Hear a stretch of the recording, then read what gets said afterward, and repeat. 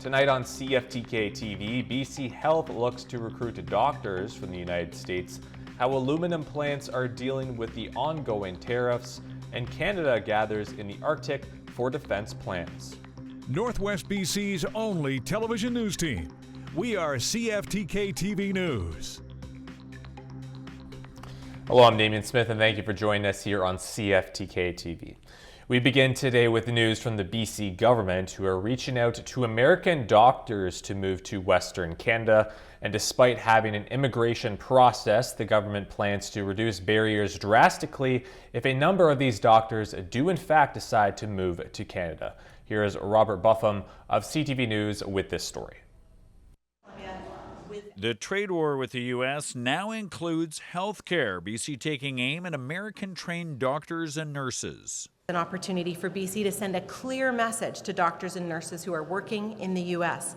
Now is the time to come to British Columbia. The province is expediting the time it takes to get a U.S.-trained family doctor working in BC, down to just 6 weeks, from at least 5 to 8 months, by removing various barriers, including the requirement of writing Canadian exams. Ensure that American or U.S.-based physicians that are coming to British Columbia can get their licensure very, very quickly. They're qualified, they're gone through the right processes, why not? Currently, there are 400,000 British Columbians looking for a GP on the province's family doctor matching registry alone. I have a lot of friends that do not have family doctors, and when you get older, you really want to have somebody on your side. The government is now also actively recruiting doctors and nurses in the States to come work here, with an ad campaign similar to this one it used in the UK. Another volley in this escalating battle with the Americans. We have to stand up. I think our country has to stand up and do anything it can to fight the protectionist sentiments that are coming from down south. Have the brain drain flow the other way.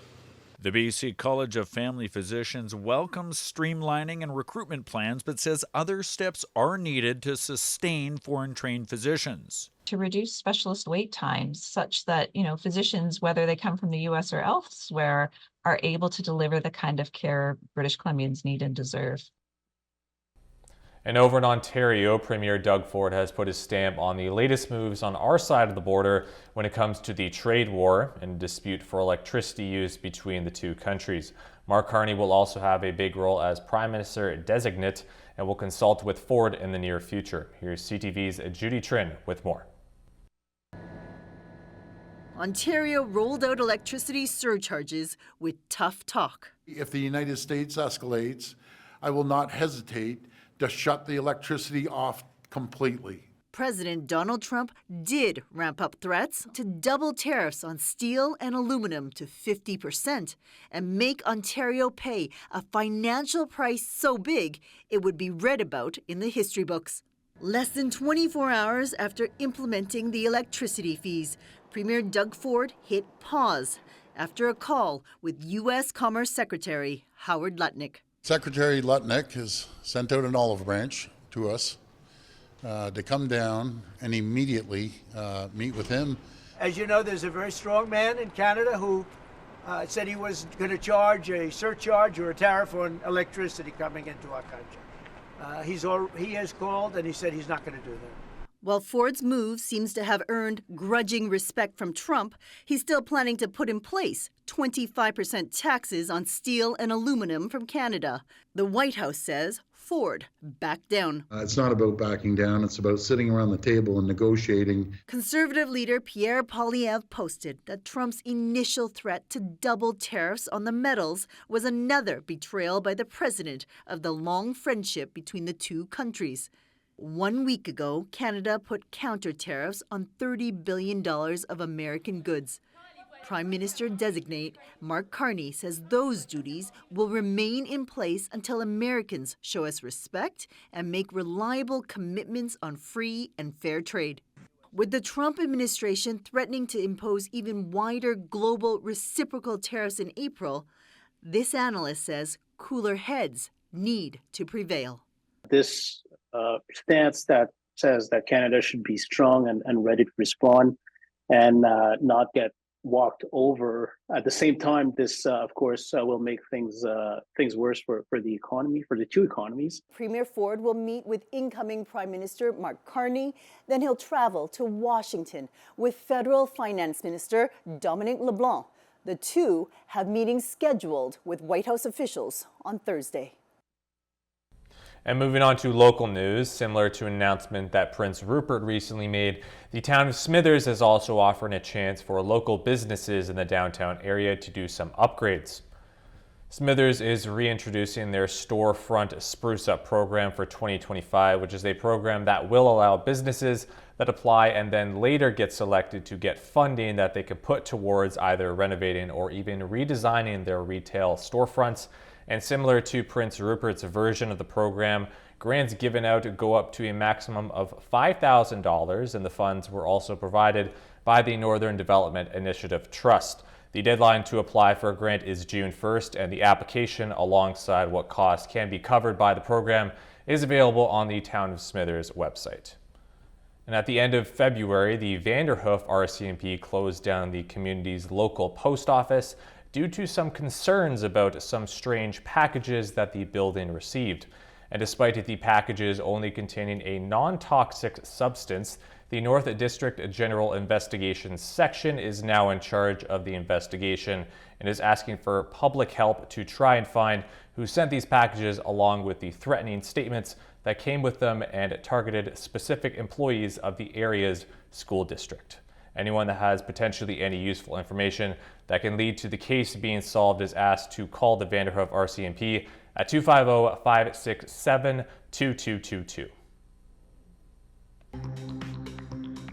Coming up next, Operation Nanook is underway in the Arctic as Canadians gather with European countries to discuss defense. Welcome back to CFTK-TV. Well, Operation Nanook is now underway in Nunavut as Canada and European countries are gathering to strengthen the Arctic region, which has been a vulnerable spot for Canadian defense, not only due to its remote location, but the warming of the Arctic, which makes it easier for potential enemies to take advantage of. Here's John Woodward of CTV News with more. In the cold air, over the ice, and in the frigid water of the Arctic Ocean, the Canadian Armed Forces is flexing its muscle. This is Operation Nanook, the largest ever Canadian military training exercise in the Arctic, hoping to demonstrate our power near the pole to friends and foes in a more unstable world. 3, 2, 1. We're just outside Inuvik, some 200 kilometers north of the Arctic Circle. That's where W5 was invited to spend 7 days with troops arriving from across the country. Welcome to Inuvik. Welcome to Operation Nanook. 450 Canadian soldiers joined by 110 troops from several European countries and the United States. Upon arrival, briefed by Major Andrew Melvin. The weather is incredible enemy force out here, but there is actual enemy considerations or adversaries. The People's Republic of China and the Russian Federation maintain an interest in the Arctic region. Those Russians now embraced by American President Donald Trump in Ukraine, who has mused about making Canada the 51st state. Those who have his ear, including Steve Bannon, highlighting Canada's weaknesses in the north. If you think you can actually secure the Arctic to the degree you need to secure it against the Chinese Communist Party and the Russians, and still have the rest of your defense budget and still make your commitments to NATO, you have not run the math. Okay, so the pressure's on, right? International pressure not lost on Lieutenant Colonel Darren Turner, leading what's known as the 8:30 a.m. Bob briefing. One headache, a plan to build an aircraft landing area on the sea ice was scuppered by warmer weather.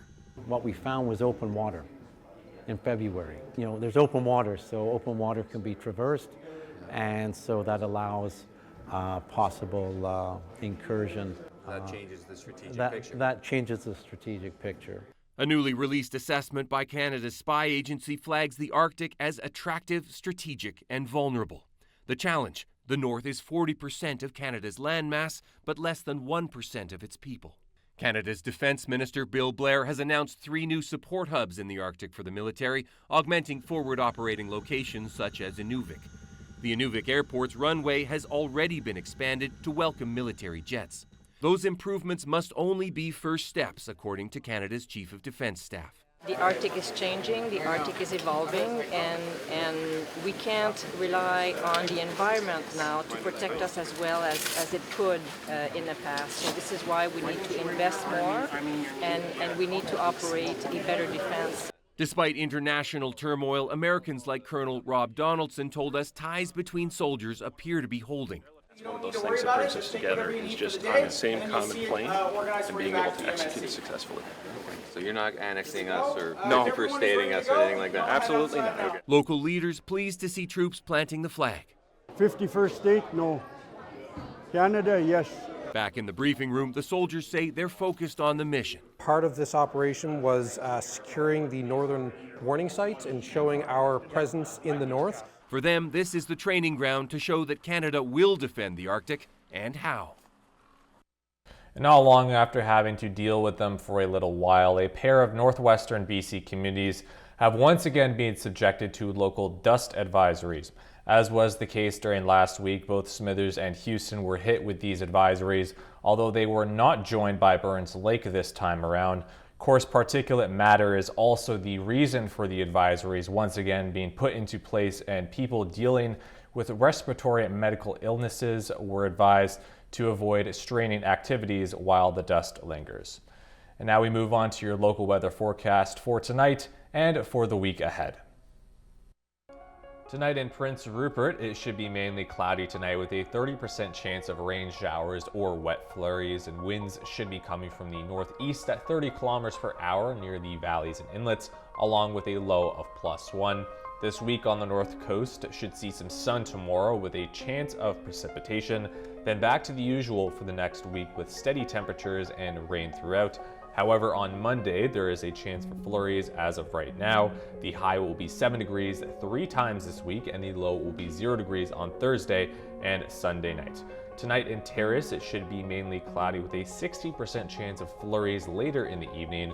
Winds should be coming from the north at 20 kilometers per hour, along with a low of 0 degrees. This week should see some sun for the next few days with chances of snow on Thursday and Friday. Temperatures will stay a bit cooler than last week. However, the high will be 7 degrees on Friday and the low will be -2 on Sunday night. In the Bulkley Valley, tonight should see periods of snow with about 2 centimeters in total.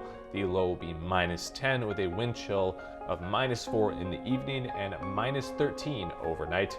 And for this week's forecast, expect sunnier days on Friday, Sunday, and Monday with chances of snow in there as well. The high will be 5 degrees starting on Sunday, and the low will be -7 tomorrow and Friday night.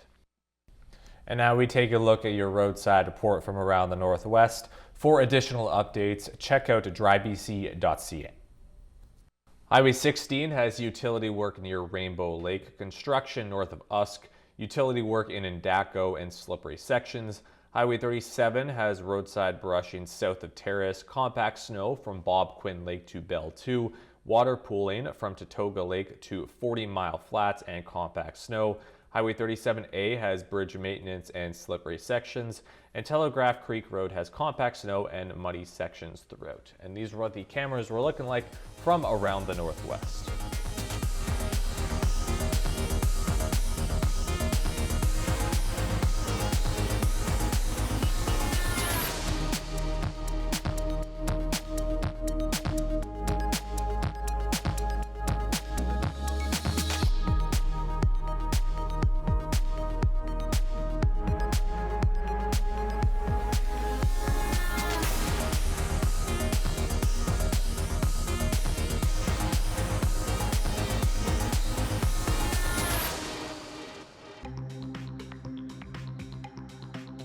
Still to come, how aluminum plants in Quebec are preparing for on-again, off-again tariffs.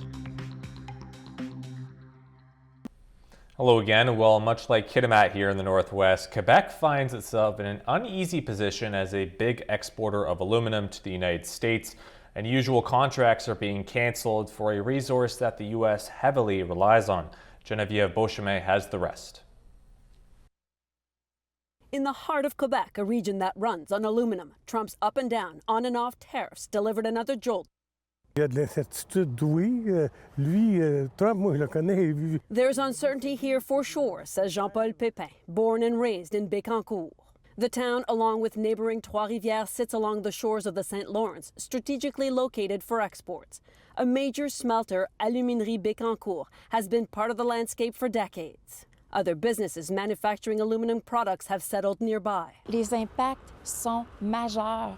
Mayor Lucie Allard says uncertainty has already hurt many businesses that manufacture those products. Sorry for the expression, but it's really a pissing contest now, and it will create collateral damages. Some American businesses have already canceled contracts for things like doors, poles made with aluminum. The primary product, aluminum produced in the smelter, is harder to source quickly from outside Canada. But supply chains could be overhauled depending on what the U.S. lands on as a plan. There's a lot of grumbling against Trump here, but also some against Ontario Premier Doug Ford for his on and off surtax. Trump and Ford look like two little kids playing in the school ground. But at the end, Ford plays with Quebec jobs, with other provinces' jobs. So that's why we said that we should all be united. It's a war. Those in the business of steel and aluminum say the sticker shock is one thing, but all this uncertainty will have major impacts throughout North America. Geneviève Beauchemin, CTV News, Bécancour, Quebec.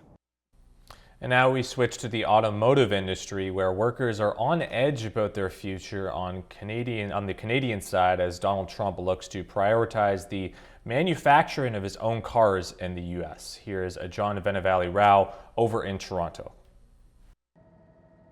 Canadian auto workers produce more than 1 million vehicles every year. And while the U.S. president's made it clear he wants to see more of them built in America, he got extreme amid his social media tirade, threatening to substantially jack coming auto tariffs, writing it will essentially permanently shut down the automobile manufacturing business in Canada. Those cars can easily be made in the USA. Most of our members, like I say, are anxious, they're upset, they're mad, they're angry, they're scared. East of Toronto at the Oshawa GM plant, the union representing workers says they are in grave danger, but doubts Trump could orchestrate a permanent withdrawal of automaking in Canada. That's not even a possibility. We are not going to lose these auto plants, period. As has been talked about, the auto sector is deeply integrated between Canada, the U.S., and Mexico. And analysts say a move to cut Canada out would cause chaos, cost tens of billions, and take many, many years. When Trump comes out and says that, we don't need your cars, he's not telling the full truth. We sell a lot of cars that the U.S. needs. On top of that, Canadians buy a lot of cars. Last year, 1.9 million new vehicles were sold in Canada. And among the reasons automakers would likely never fully pull out of Canada, the consumer backlash. Is anybody really going to go buy a GM or a Ford or a Chrysler after, they abandon Canada in what you could consider our moment of need? As for these auto workers, they're feeling drained by the constant threats, unsure of the road ahead. John Venevalley-Rao, CTV News, Oshawa. And now we take a look at the stock market, where we have an increase in mostly everything today. The Canadian dollar is up about 0.3 of a penny. The price of gold is up $25.90. Oil is up $1.46. Natural gas is down 37 cents. And aluminum is up $9. In Toronto, the TSX is up 175 points. The Venture Index is up 12. In New York, NASDAQ is up 212. And Dow Jones is down 82.55. Still ahead, how 5 years later, 1 in 9 Canadians have lingering effects from the COVID-19 pandemic. Welcome back to our final segment. Well, it's been 5 years since the World Health Organization declared a global pandemic. While that stage of the pandemic has long passed, many people are still suffering from serious symptoms years later. CTV's Kathy Lee has more. A world plunged into chaos. 5 years later, for most people, the global pandemic feels like a distant nightmare. But for Diane Sandbrand, she's still living that reality. I have problems breathing. I have problems going up and down stairs. Long COVID drapes her in a heavy cloak of extreme fatigue. A cruel carousel of symptoms also include brain fog and shortness of breath. A once thriving career woman, now bedridden on her worst days. It's like a feeling of dying. We look fine on the outside, generally speaking. But inside, it's like a storm is brewing. The storm started brewing April 2022 when Sandbrand contracted COVID-19. Stats Canada estimates 1 in 9 adults have had some form of long-term symptoms from the virus with varying severity. Ongoing research and clinical trials are underway globally to better understand it. When it comes to medical care, one doctor says with many government-funded long COVID programs closed across the country, coordinated support is lacking. And that's a shame because I think there are still lots of people that need care, lots of family physicians that want to help them get care but don't know where to start. As for the wider population, experts say COVID is not as potent, but is still here. We no longer see overflowing in intensive care units, so we think the virus is gone. But for people like Sandbrand, the virus's mark is the constant reminder. Yet through the fog, she still finds joy. I look for the little glimmers or gratitudes every single day. Which gives her hope things will get better. Kathy Lee, CTV News, Calgary. And Jagmeet Singh was in BC this week to discuss employment insurance with Mark Carney at the helm for the Liberals as well. It also wouldn't be a surprise to see him make an appearance here on the West Coast. Here's Yvonne Raymond of CTV News, who has our final story of the day. Off the Gorge Waterway, Canada's NDP leader is surrounding himself with his island MPs and hopefuls, campaigning to bring Parliament back for a plan to protect workers. Given the realities that we're up against with the uncertainty of economic times, we can't continue with an EI that's not there for all workers. So we want all workers, including independent contractors, independent workers, supported by an EI program. It has to be there for everybody. Jagmeet Singh says it's especially relevant in the face of U.S. tariffs. In BC alone, the latest provincial budget figures 45,000 people could lose their jobs because of them. Put in place protections for workers, put in place an economic plan, and then let's go to an election. We're ready to go. Conservative leader Pierre Poilievre was in campaign mode visiting Mid-Island industrial workers in January. Bring home the promise of Canada, that hard work gets you a powerful paycheck and pension, that buys affordable food and homes in safe neighborhoods. Political pundits figure the new Liberal leader, Mark Carney, will be next. I think it would be a mistake politically not to come. We have as many seats on this. We have more seats on the island than PEI. We have as many as in Newfoundland and Labrador. So in many ways, we have the same kind of capacity as if he were going to a province on the East Coast. He figures a spring election is near, with Trump's trade war in the spotlight. This is the next big crisis that's facing Canada since the pandemic. And we're seeing a kind of a politics of Canadian pride. Anytime we build a project, let's use 100% Canadian content and Canadian workers so that we can create that more resilient economy.